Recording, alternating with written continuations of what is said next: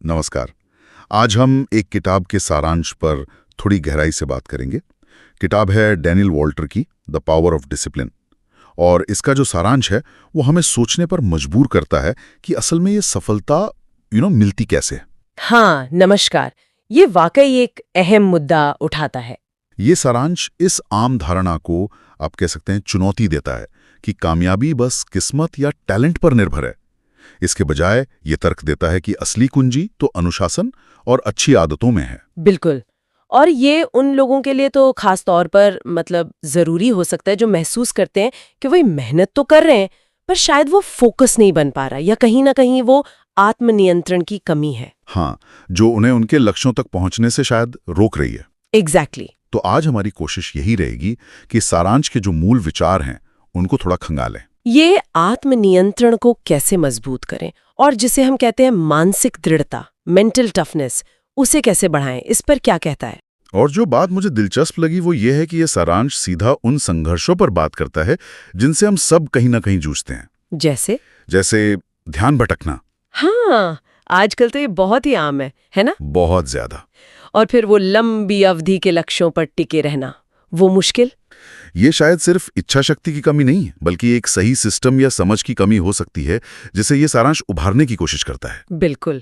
और एक बात जो मुझे इसमें खास लगी वो ये है कि ये सिर्फ बड़ी बड़ी बातों पर ही नहीं रुकता, ये इस पर जोर देता है कि कैसे वो रोज की छोटी छोटी आदतें जिन्हें हम अक्सर ध्यान ही नहीं देते वही असल में बड़ी सफलता की नींव बनती हैं। और हाँ, ये भी कि कैसे ध्यान भटकाने वाली चीजों को दूर रखें और लंबी मंजिल पर नजर टिकाए रखें। सही। सारांश में मुख्य रूप से 4 सबक बताए गए हैं।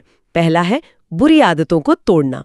ये कहता है कि ये आदतें हमारी तरक्की में एक तरह की अदृश्य रुकावटें हैं और उन्हें पहचानना और उनसे पीछा छुड़ाना बहुत जरूरी है। ये पहलू इसलिए इतना महत्वपूर्ण है क्योंकि ये आदतें अक्सर हमारे प्रयासों को अनजाने में ही कमजोर करती रहती हैं।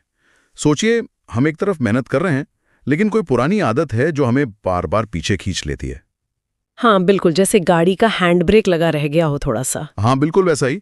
आप एक्सेलरेटर तो दे रहे हैं पर गाड़ी पूरी रफ्तार नहीं पकड़ रही और कई बार तो हमें पता भी नहीं होता कि हैंड ब्रेक लगा हुआ है। हाँ, और उन्हें पहचानना ही शायद पहला और सबसे मुश्किल कदम है ना? क्या सारांश इस पर कुछ बताता है कि इन छिपी हुई रुकावटों को कैसे पहचाने? क्या ये सिर्फ खुद के अंदर झांकने की बात है या कोई खास तरीका बताया है? देखिए, सारांश इस बात पर जोर देता है कि सिर्फ इच्छा शक्ति से काम नहीं चलता। अक्सर ये आदतों के पैटर्न को समझने की बात करता है।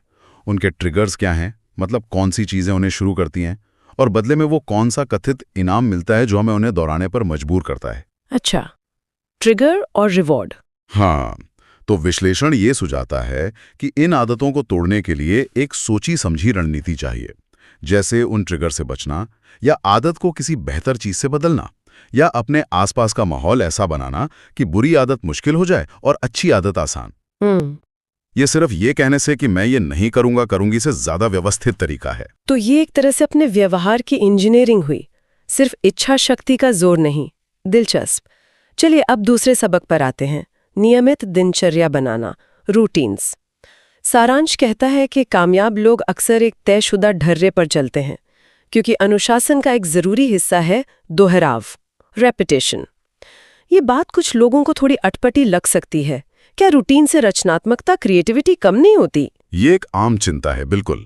लेकिन सारांश इसे एक अलग नजरिए से देखता है। दिनचर्या का मतलब ये नहीं कि आप हर मिनट को बांध लें। यहां जोर उन बुनियादी जरूरी कामों के लिए एक ढांचा बनाने पर है। अच्छा। इससे होता क्या है, ये रोजमर्रा के छोटे मोटे फैसलों से जुड़ी जो दिमागी ऊर्जा है उसे बचाता है।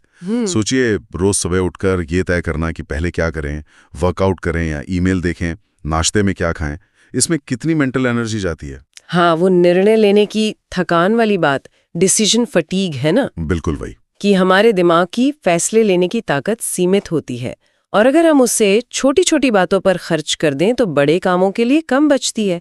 तो दिनचर्या एक तरह से हमारी मानसिक ऊर्जा को बचाती है। हाँ, ये संज्ञानात्मक भार, जिसे कॉग्निटिव लोड कहते हैं, उसे कम करती है। जब हमारे दिनचर्या के कुछ हिस्से ऑटो पायलट पर होते हैं तो हमारा सचेत मन ज्यादा जटिल समस्याओं या क्रिएटिव सोच या उन कामों पर ध्यान देने के लिए फ्री होता है जिनमें वाकई हमारे ध्यान की जरूरत है। और सारांश का जो समीकरण है, discipline is equal to repetition, वो इसी बात को पॉइंट आउट करता है। बार बार करने से ही अनुशासन आदत बनता है और फिर वो बिना ज्यादा जोर लगाए चलने लगता है। और क्या ये दोहराव सिर्फ हमारे कामों तक ही सीमित है या इसका असर हमारी सोच पर भी पड़ता है? विश्लेषण ये भी इशारा करता है कि एक अनुशासित दिनचर्या जो है वो अनुशासित सोच को भी बढ़ावा दे सकती है। जब आप अपने कामों में व्यवस्थित होते हैं तो अक्सर आपकी सोच भी ज्यादा साफ और केंद्रित हो जाती है। ये एक तरह का पॉजिटिव साइकिल बनाता है। अच्छा, यानी रेगुलर एक्शन से रेगुलर थॉट प्रोसेस को बल मिलता है? हाँ, कुछ ऐसा ही। नियमित कार्य नियमित विचार प्रक्रिया को जन्म दे सकते हैं। ये समझ आता है। अब आते हैं तीसरे मुख्य सबक पर, मानसिक दृढ़ता, मेंटल टफनेस। सारांश इसे सिर्फ हार न मानने से कुछ ज्यादा बताता है। ये कहता है कि मुश्किल वक्त में टिके रहना और आगे बढ़ते रहना यही असली जीत है, नतीजों से भी बढ़ के। बिल्कुल, और ये सीधा जुड़ा है लंबी अवधि के लक्ष्यों से जिनकी हमने शुरू में बात की थी। हाँ। कोई भी बड़ा लक्ष्य सीधी लकीर में तो हासिल होता नहीं। रास्ते में मुश्किलें आएंगी, असफलताएं भी मिलेंगी, निराशा भी होगी। मानसिक दृढ़ता ही वो गुण है जो किसी को इन उतार चढ़ावों के बावजूद अपने रास्ते पर बनाए रखती हैं। ये उस अंदरूनी इंजन की तरह है जो तब भी चलता रहता है जब बाहर हालात मुश्किल हों। तो ये सिर्फ दांत भींचकर लगे रहना नहीं है। क्या सारांश बताता है कि ये दृढ़ता आती कहाँ से है? क्या ये पैदाइशी होती है या इसे विकसित किया जा सकता है? क्योंकि बहुत लोग मानते हैं कि कुछ लोग बस ज्यादा मजबूत इरादों वाले होते हैं। नहीं, सारांश इस विचार को बल देता है कि मानसिक दृढ़ता एक मांसपेशी की तरह है। इसे ट्रेनिंग और अभ्यास से विकसित किया जा सकता है। ये जन्मजात गुण होने से ज्यादा एक स्किल है। अच्छा, एक स्किल? हाँ, हर बार जब कोई चुनौती का सामना करता है और पीछे हटने के बजाय उसका सामना करने का फैसला करता है, चाहे छोटे रूप में ही सही, उसकी ये मानसिक मांसपेशी थोड़ी और मजबूत होती है। इसमें असफलताओं को सीखने के मौके के तौर पर देखना, अपनी भावनाओं को काबू करना सीखना और उस पल के आराम के बजाय लंबे लक्ष्य पर ध्यान रखना शामिल है। तो हर चुनौती एक तरह से मेंटल जिम का सेशन बन सकती है। ये तो बहुत शक्तिशाली नजरिया है और ये हमें चौथे सबक की ओर ले जाता है जो शायद सबसे ज्यादा सोचने पर मजबूर करता है। आत्मनियंत्रण ही स्वतंत्रता है। Self control equals to freedom. पहली नजर में ये विरोधाभासी लगता है। नियंत्रण और स्वतंत्रता तो उल्टे लगते हैं ना? हाँ, ये वाकई एक दिलचस्प समीकरण है, लेकिन अगर हम थोड़ा गहराई से सोचें तो इसका मतलब क्या है? सारांश के अनुसार जब कोई व्यक्ति अपने आवेगों पर, अपनी तात्कालिक इच्छाओं पर और अपने ध्यान भटकने पर नियंत्रण रखता है, तभी वो वास्तव में अपने जीवन का मालिक बनता है। यहाँ स्वतंत्रता का मतलब बाहरी बंधनों से आजादी नहीं, बल्कि आंतरिक गुलामी से आजादी है। आंतरिक गुलामी? आप कह रही हैं अपनी ही इच्छाओं, आदतों या मूड का गुलाम होना? बिल्कुल। सोचिए, अगर कोई व्यक्ति हर बार मीठा खाने की इच्छा को रोक नहीं पाता या सोशल मीडिया देखने के आग्रह को दबा नहीं पाता जब उसे काम करना चाहिए, तो क्या वो सच में आजाद है या वो अपनी तात्कालिक इच्छाओं का कैदी है? ये तो सोचने वाली बात है। आत्मनियंत्रण हमें ये ताकत देता है कि हम वो चुनें जो हमारे लंबे समय के मूल्यों और लक्ष्यों के हिसाब से सही है, न कि सिर्फ वो जो उस पल में आसान या आकर्षक लगता है। ये बाहरी परिस्थितियों या क्षणिक भावनाओं के बजाय अपने सचेत इरादों के अनुसार जीने की आजादी है। ये तो स्वतंत्रता की एक बहुत ही गहरी परिभाषा हुई। नियंत्रण के जरिए स्वतंत्रता पाना वाकई सोचने लायक बात है। तो ये चारों सबक, बुरी आदतें तोड़ना, दिनचर्या बनाना, मानसिक दृढ़ता विकसित करना और आत्मनियंत्रण से स्वतंत्रता पाना, ये सब मिलकर एक पूरा ढांचा बनाते हैं। क्या सारांश बताता है कि ये अलग अलग काम करते हैं या एक दूसरे से जुड़े हुए हैं? विश्लेषण इस बात पर जोर देता है कि ये चारों स्तंभ एक दूसरे को सहारा देते हैं और मजबूत करते हैं। ये अलग थलग नहीं है, बल्कि एक सिस्टम की तरह काम करते हैं। अच्छा, कैसे? जैसे एक नियमित दिनचर्या बनाने और उसे निभाने के लिए आत्मनियंत्रण का अभ्यास जरूरी है। फिर जब उस दिनचर्या को बनाए रखने में मुश्किल आती है, जैसे सुबह जल्दी उठना, जब मन ना हो, तो वहां मानसिक दृढ़ता काम आती है। और एक मजबूत सकारात्मक दिनचर्या धीरे धीरे बुरी आदतों की जगह ले लेती है, जिससे उन्हें तोड़ने में मदद मिलती है। ये सब मिलकर काम करते हैं। तो एक पहलू पर काम करने से दूसरे पहलुओं को भी ताकत मिलती है। ये एक तरह का सकारात्मक बढ़ता हुआ चक्र बना सकता है। बिल्कुल। अपवर्ड स्पाइरल जिसे कहते हैं। बिल्कुल।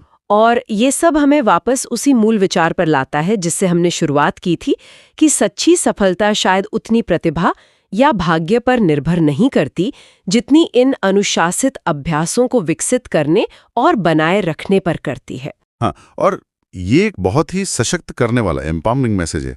क्यों? क्योंकि प्रतिभा या भाग्य हमारे नियंत्रण में हो या ना हो, लेकिन अनुशासन एक ऐसी चीज है जिसे सीखा जा सकता है, विकसित किया जा सकता है, अभ्यास किया जा सकता है। सही बात है। इसका मतलब है कि सुधार और विकास की संभावना हमेशा बनी रहती है, चाहे हमारा शुरुआती पॉइंट कुछ भी हो। ये हमें अपनी प्रगति का कर्ता धर्ता बनाता है। तो कुल मिलाकर इस किताब के सारांश से जो मुख्य संदेश उभरता है वो ये है कि अनुशासन कोई रहस्यमयी चीज नहीं है, बल्कि एक व्यावहारिक प्रक्रिया है। छोटे छोटे सचेत चुनाव, दोहराव और दृढ़ता का नतीजा। ये एक स्किल है जिसे किसी भी दूसरे स्किल की तरह सीखा और बेहतर बनाया जा सकता है। और यहीं पर एक गहरा सवाल भी उठता है, जो सारांश के discipline is equal to repetition वाले विचार से जुड़ा है। अगर अनुशासन वास्तव में लगातार दोहराव से बनता है, तो क्या ये कभी न खत्म होने वाली यात्रा है? क्या कोई ऐसा पॉइंट आता है जहां व्यक्ति कह सके कि बस अब मैंने अनुशासन पर पूरी तरह महारत हासिल कर ली है? या ये हमेशा एक सचेत रोज का प्रयास बना रहता है, हर दिन एक नई शुरुआत की तरह?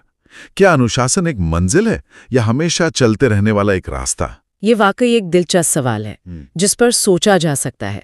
शायद ये एक लगातार चलने वाला अभ्यास ही है और श्रोताओं के लिए एक अंतिम विचार बिंदु छोड़ जाते हैं। अगर अनुशासन, जैसा कि ये सारांश जोर देता है, छोटी दोहराई जाने वाली क्रियाओं का जोड़ है, तो आज इस चर्चा से प्रेरणा लेकर वो एक छोटी सी क्रिया क्या हो सकती है जिसे शुरू किया जा सकता है? हाँ, कुछ बहुत बड़ा नहीं। बिल्कुल। शायद सुबह 5 मिनट पहले उठना, या काम शुरू करने से पहले फोन चेक न करना, या दिन में सिर्फ 10 मिनट किसी जरूरी स्किल का अभ्यास करना। वो पहला छोटा लेकिन सचेत कदम क्या हो सकता है जो इस दिशा में आगे बढ़ाए? इस पर जरूर सोचिएगा।